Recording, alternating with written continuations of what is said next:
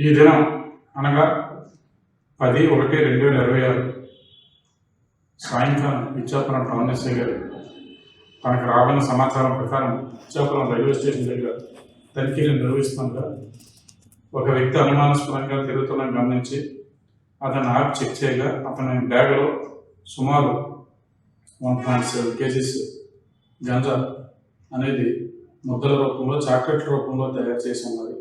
అదేవిధంగా లూజ్ గంజా సుమారు 500 kgs ఉన్నది. అప్పుడు అతని యొక్క వివరాలు అడగ అతని పేరు గణేష్ పరిడా, ఖుర్దా డిస్ట్రిక్ట్ ఒడిస్సా వాసిగా తెలియజేశాడు.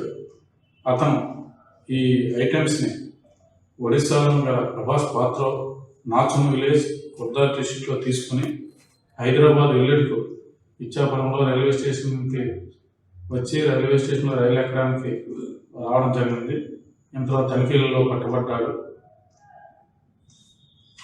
ఇతనిపై కేసు నమోదు చేసి దర్యాప్తు నిమిత్తం అదుపులోకి తీసుకోవడం జరిగింది. అదేవిధంగా రిమాండ్ నిమిత్తం ఇచ్చాపురం జేఎంఎఫ్సీ మేజిస్ట్రేట్ దగ్గర ప్రొడ్యూస్ చేయబడింది.